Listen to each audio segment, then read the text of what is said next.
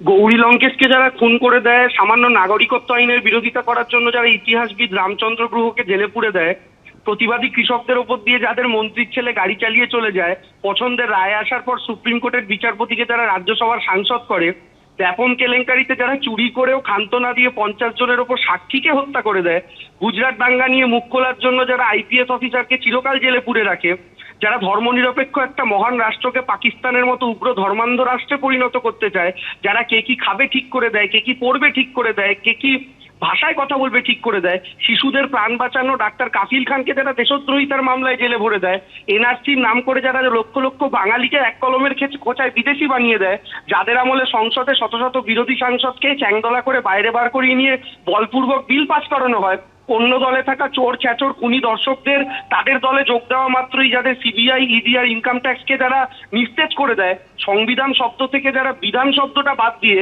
কেবল সেটাকে সংবানিয়ে রাখার চেষ্টা করে, তাদের কাছ থেকে সংবিধান হত্যা দিবস শুনতে হওয়াটা আজকের দিনে লজ্জাজনক শুধু নয়, হাস্যকরও বটে। আর শুভেন্দু অধিকারীর মতো একটা বিরাট বড় চোরের থেকে যে বিজেপিতে গিয়ে অমিত শাহের হাঁটু ধরে শেল্টার নিয়ে বসে আছে, তার মুখ থেকে দয়া করে সংবিধান শব্দটা তিনি বার করবেন না। ধন্যবাদ। আজ জরুরি অবস্থার 50 বছর, গণতন্ত্রের কালো অধ্যায় বললেন প্রধানমন্ত্রী। জরুরি অবস্থা মানে অন্যায়কাল বললেন কেন্দ্রীয় স্বরাষ্ট্রমন্ত্রী অমিত শাহ। অন্যদিকে বিরোধী দলনেতা শুভেন্দু অধিকারী তিনি বলছেন পশ্চিমবঙ্গে এখন জরুরি অবস্থা চলছে, বিজেপি বিধায়কদেরও যেমন রক্ষা নেই তেমন অভয়া তামান্নাদেরও রক্ষা নেই। বিরোধী দলনেতা শুভেন্দু অধিকারী এমনটাই বক্তব্য।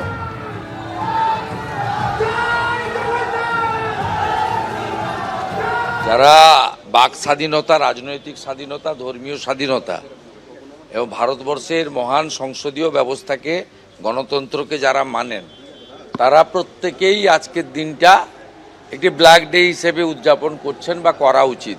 এটাও আমরা স্মরণ করব যে এই ধ্বংসাত্মক রাজনীতির যিনি পশ্চিমবাংলার নেতৃত্ব দিচ্ছেন, যিনি সংবিধানের 4টে পিলারের কোনো পিলারকে মানেন না, তিনি কিন্তু 1975 সালে জয়প্রকাশ নারায়ণের গাড়ির উপরে দাঁড়িয়ে তিনি জরুরি অবস্থার পক্ষে কি করেছিলেন তার প্রামাণ্য ছবি সবার কাছে আছে।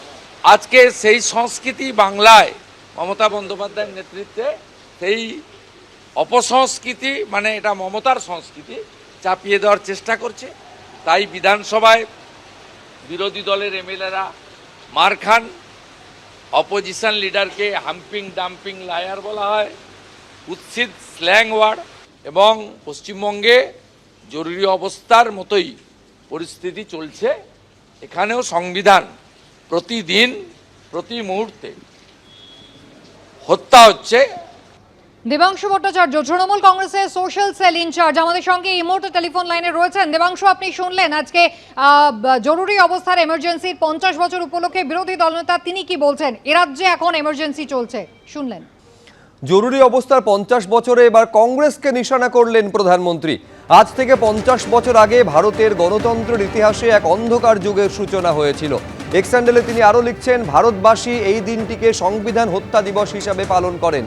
এই দিনে ভারতীয় সংবিধানে অন্তর্ভুক্ত মূল আদর্শগুলিকে বিলুপ্ত করা হয়েছিল, মৌলিক অধিকার রদ করা হয়েছিল এবং সংবাদপত্রের স্বাধীনতা কেড়ে নেওয়া হয়েছিল। রাজনৈতিক নেতা, সমাজকর্মী, ছাত্র ও সাধারণ মানুষকে জেলে পাঠানো হয়েছিল। সে সময় ক্ষমতায় থাকা কংগ্রেস সরকার গণতন্ত্রকে বন্দী করেছিল। কোনো ভারতীয় কখনো ভুলতে পারবে না যে কিভাবে সংবিধানের চেতনা লঙ্ঘিত হয়েছিল। সংসদের কণ্ঠস্বর রুদ্ধ করা হয়েছিল এবং আদালতগুলিকে নিয়ন্ত্রণের চেষ্টা করা হয়েছিল।